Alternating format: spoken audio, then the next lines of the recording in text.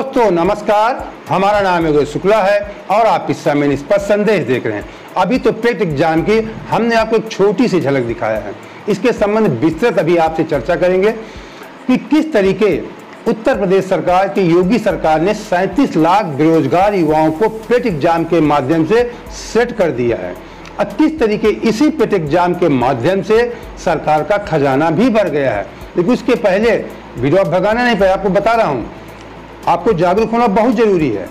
कुछ महत्वपूर्ण खबरें हम आपको दिखाएंगे जिसे आपके लिए देखना जरूरी होता है। एक रिपोर्ट के मुताबिक कहते हैं कि 25 साल के युवा खबरें समाचार नहीं देखते हैं, यही उनकी सबसे बड़ी कमजोरी होती है। वो भावनाओं में बह जाते हैं, नेताओं के भाषण में, सरकार के वादों में। इसलिए आपको जागरूक होना बहुत जरूरी है। जब हम आपके समय में थे तब इंटरमीडिएट के समय से ही हम खबरें देखते थे, पेपर पढ़ते थे।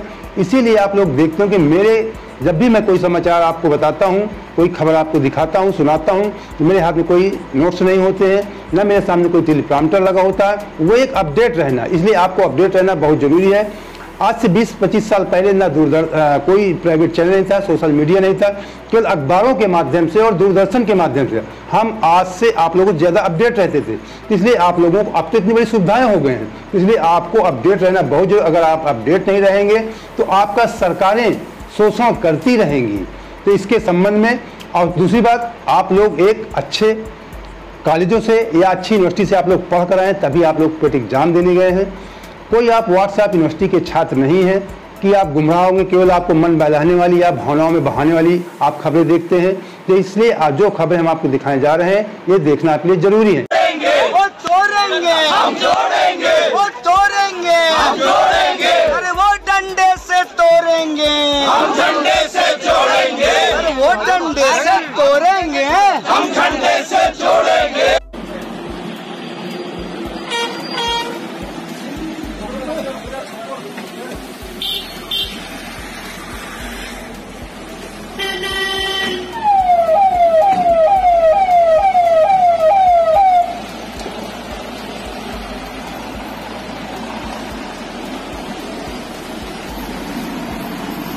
साहब हटो।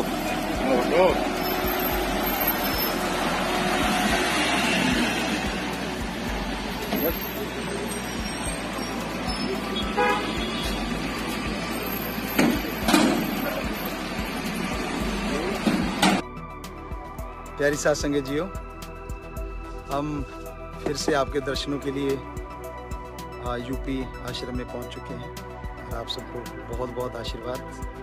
मालिक सबको खुशियाँ दे, दया में रहमत से नवाजे।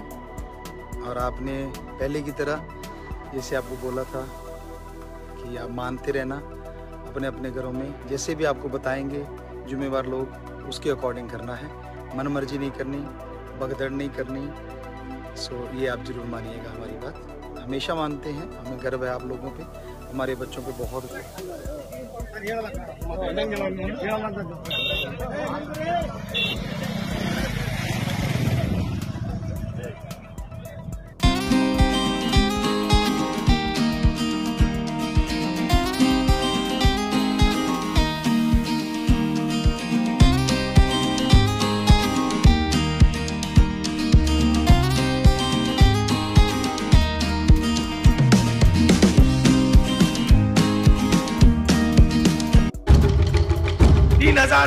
किलोमीटर चलना आसान बात नहीं। ऐसे लग रहा था कि कोई ना कोई शक्ति पीछे से पूरी यात्रा को आगे की ओर धकेल रही।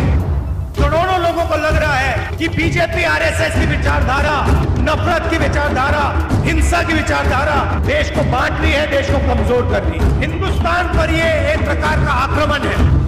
पैसा है तो कर्नाटक में आप सरकारी नौकरी खरीद सकते हो, पैसा नहीं है तो जिंदगी भर बेरोजगार रहो।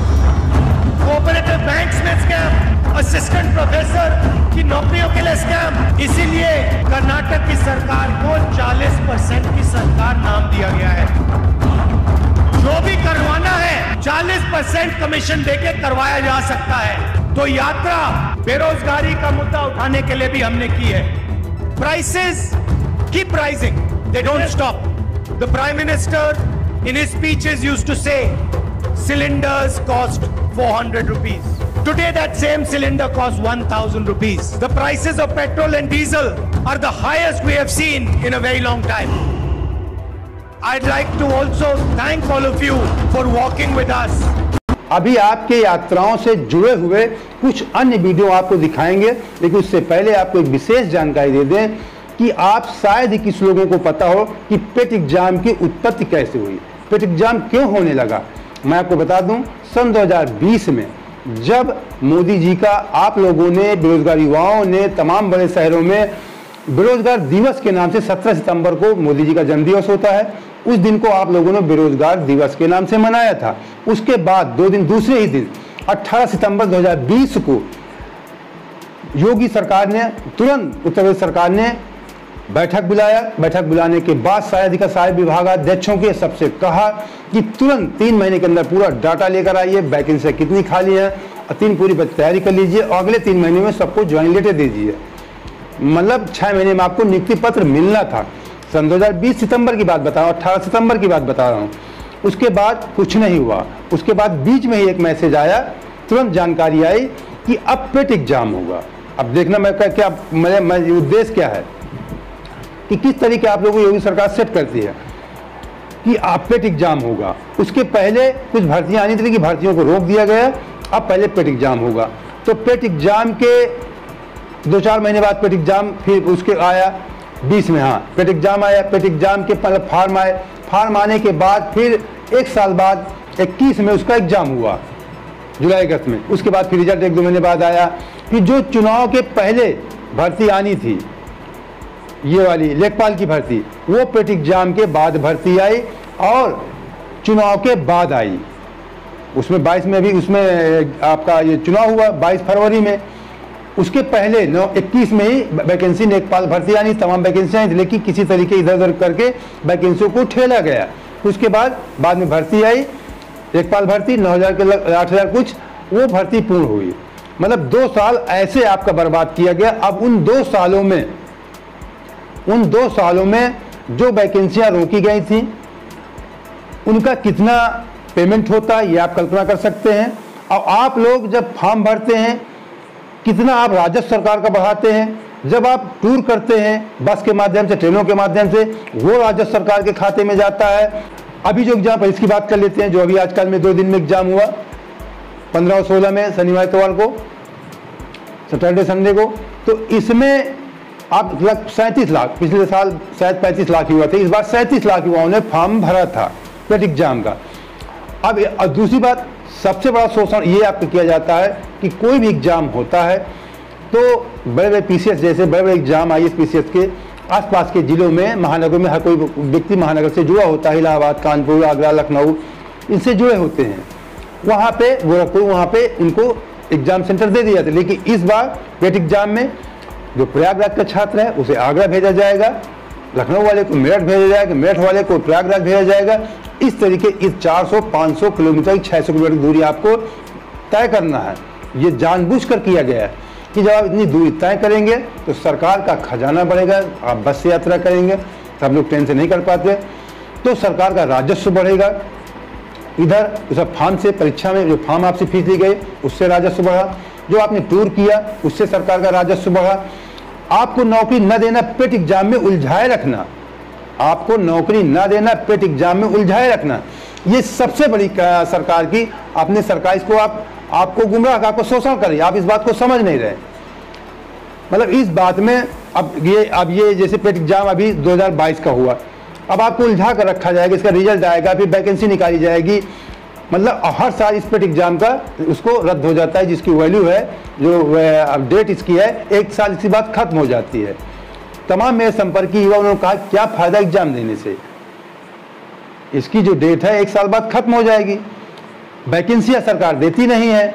शायद 37 लाख युवाओं ने फॉर्म भरा, शायद 37,000 भी वैकेंसियां नहीं आएंगी, मेरे समय 2-4 हज़ार शायद लेखपाल की आ जाए, इसलिए 24 में इलेक्शन है लोकसभा का, तो 23 में शायद वैकेंसी आ जाए, या 2-4 हज़ार और कोई आ जाएंगी।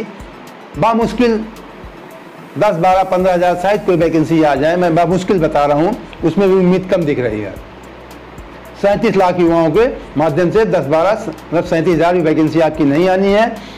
तो तमाम युवाओं ने परीक्षा छोड़ दिया ताकि इस तरीके अपने शरीर की, धन और जन दोनों की हानि, कहीं कुछ दुर्घटना हो जाए किस तरीके। अब पहले समझ पहले कुछ वीडियो आप देख लीजिए, मैं जो आपकी वीडियो दिखाऊंगा, तो पहले आप अपनी यात्रा से जो वीडियो देख लीजिए, फिर आपसे चर्चा करें।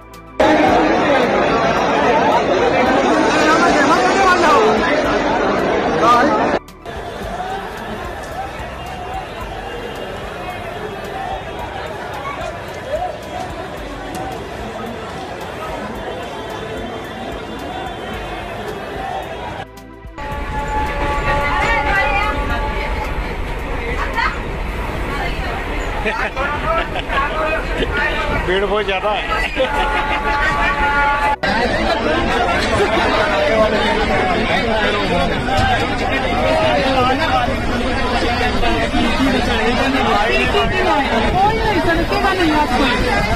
जब तक उतरेगा ना कोई टीटी कोई नहीं समझेगा ना आरपीएफ में जीआरपीएफ में टीटी। इन वीडियोज में आपने देखा होगा किस तरीके अभ्यर्थी, आप लोग इस तरीके ट्रेनों में लटक कर सफर कर रहे हैं, कितना खतरा। अगर किसी को कुछ भगवान कहना हुआ हो मेरे समझ में तो अच्छा है, अगर किसी को हो गया हो तो उनके घर वाले क्या सोचते होंगे, या हो जाता तो क्या होता, उसका भविष्य, उसका परिवार मतलब उसके परिवार का भविष्य खराब हो जाएगा। किसी घर का जवान बेटा खत्म हो जाएगा तो क्या उसके हाल गुजरेंगे। और किस तरीके की युवा देख रहे हैं कि आप वो लटक कर इधर से उधर छलांग लगा रहा है ट्रेन के अंदर ही, तो कितनी दुर्दशा लोगों की हुई होगी। जहाँ पे सामान रखा जाता है, ऊपर जो रैक बने होते हैं, उसमें किस तरीके झुक झुक के तमाम युवा बैठे हुए हैं। किस तरीके 500 किलोमीटर सफ़र करना, 5 किलोमीटर सफ़र करने में दिक्कत हो जाएगी इस तरीके झुक के जहाँ सामान बैठने में, और वहाँ 500 किलोमीटर सफ़र करना, क्या हालत गुजरी होगी युवाओं की। मुझे तो देख के दिल घबराता है। इस तरीके युवाओं के साथ भद्दा मजाक किया जाता है सरकार के द्वारा। और ये जो आपका पैसा बचाया जाता है, मैं सबसे बड़ी बात बताने वाला हूँ आपको, जो सरकार आपको नौकरी ना दे करके पैसा, जैसे मान लीजिए किसी सर्विस में ज़्यादातर 40, 50, 30 सैलरी होती है, तो एक व्यक्ति को 50,000 ना दे करके चुनाव के समय उस पैसे को हम बचा करके 50 लोगों में बांट देंगे। अरबों रुपए आपकी वैकेंसी को पेट एग्जाम के माध्यम से इधर उधर ढकेला जाता है, आपको भटकाया जाता है। आप लगे रहेंगे, धरना प्रदर्शन नहीं करेंगे, आप घूमते रहेंगे, पेट एग्जाम देना, उसमें पढ़ाई में लगे रहेंगे, फिर रिजल्ट में लगे रहेंगे। तो आप 37 लाख प्रदेश के बेरोजगार युवाओं को योगी सरकार ने सेट कर दिया है कि आप चुपचाप रहिए, इसी में घूमते रहिए, इधर उलझते रहिए, वैकेंसी तो देना नहीं है, बस पेट एग्जाम में। उससे क्या हुआ, आपका शोषण हुआ, मानसिक शोषण, आर्थिक शोषण, और सरकार का खजाना भरा, आपका कोई लाभ नहीं हुआ। और जो अरबों खरबों रुपए बचता है सरकार का, उसको सरकार चुनाव के समय, अभी आपने देखा होगा विधानसभा में, लोकसभा चुनाव भी होगा, कि किसी न किसी इसका स्कीम को एक बना देते हो कि ये समाज के कल्याण की स्कीम है, उसके माध्यम से लोगों को अपंग बनाना, उनके जेब में डायरेक्ट पैसा भेजना कि आप हमारे गुलाम बनिए। जैसे मनरेगा स्कीम कांग्रेस लाए, वो एक सकारात्मक स्कीम थी, काम के बदले पैसा मिलेगा, वो ठीक था, उससे देश की अर्थव्यवस्था चलेगी, काम भी होगा। गरीबी उस समय, इसमें भुखमरी रिपोर्ट भी आई है, सन 2014 में 55वें नंबर पे देश था, आज हमारा देश भुखमरी की रिपोर्ट में 107 नंबर में पहुंच गया है। अभी कल ये रिपोर्ट आई है, मैंने इसमें एक वीडियो भी बनाया था कि भारत ने पड़ोसी देशों को पछाड़ा, हमारे देश से पाकिस्तान, बांग्लादेश, श्रीलंका, जहाँ भी भगदड़ मची हुई थी, वहाँ की स्थिति 64 नंबर पे है, पाकिस्तान की 99 नंबर पे है, नेपाल है, मतलब म्यांमार है, जो छोटे एकदम जो बहुत ही छोटे देश हैं, उनकी वो हमसे बेहतर स्थिति में भुखमरी में 121 देशों में हमारा स्थान 107 नंबर है। केवल हमसे 109 नंबर उसका हमसे ऊपर केवल अफगानिस्तान है, जो युद्धग्रस्त है, बहुत परेशान रहता है। बाकी अफगानिस्तान के बाद हमारा नंबर पाकिस्तान, नेपाल, श्रीलंका सब हमसे बेटर स्थिति में है, भुखमरी स्थिति में। तो ये इस पर सरकार ध्यान नहीं देगी। आपके सर्विस से बेरोजगारों के हक छीना जाएगा, आपका शोषण किया जाएगा, आपसे पैसा राजस्व बढ़ाया जाएगा, और जो आपकी सैलरी, जो वैकेंसी नहीं दी जाती, जो सैलरी बचती है, उसका अरबों खरबों रुपए बचता है और चुनाव के समय वो खर्च किया जाता है स्कीमों के माध्यम से। कभी कहता है ये श्रमिक स्कीम है, ये बेरोजगार, और ये छोटे श्रमिक हैं, ये बड़े श्रमिक, तमाम तरह की स्कीमों का नाम देते हैं और कहते हैं कि उनकी स्थिति दूर, उनकी गरीबी हटाने के लिए उनके खाते में हम 2-2 हज़ार रुपये डाल रहे हैं। मतलब आपका पैसा बचा करके उन लोगों के खाते में डाला जाता है, वो काम भी नहीं, अब 5 किलो अनाज भी दिया जाता है, उसके बाद भी भुखमरी आती है। क्या ही रीजन है? मोदी जी कहते हैं हम 80 करोड़ लोगों को खाना खिलाते हैं, उसके बाद भी भुखमरी देश में है, गरीबी है, बेरोजगारी है। तो सही ढंग से अर्थव्यवस्था न चलाना, इन लोगों की सोच है कि आपके रोजगार से पैसा बचाएंगे, लोग गरीब के खाते में थोड़ा थोड़ा डाल देंगे। आपको क्यों हमको 50,000 साल में 5-6 लाख देना पड़ेगा? 5-6 लाख में बहुत सारे वोटरों के जेब में पैसा डाल देंगे। ये काला सच है, मैं जो आपको बता रहा हूँ। ऐसे क्या होता है, देश हमारा गरीब हो रहा है।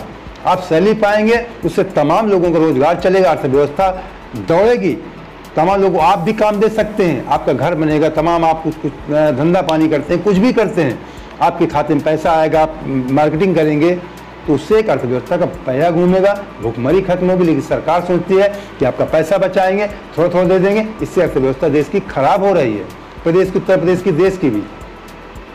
सब लोग एक दूसरे से जुड़े, पूरे देश की अर्थव्यवस्था में प्रभाव पड़ता है। तो दोस्तों, इस तरीके मैंने आपको समझाने का प्रयास किया कि किस तरीके आपको उलझाया जाता है। आपको 37 लाख बेरोजगार युवाओं को योगी सरकार ने सेट कर दिया, किस तरीके अपना खजाना भरती है और देश की अर्थव्यवस्था भी खराब होती है। तो दोस्तों, उम्मीद करते हैं कि आपको हमारा वीडियो पसंद आया होगा। पसंद आया है, पहली बार जुड़े हैं तो तुरंत चैनल सब्सक्राइब भी कर लीजिए और लाइक करके अपने दोस्तों को शेयर जरूर कर देना, जिससे सही जानकारी आपके मित्रों तक पहुंच सके। जय हिंद, जय भारत।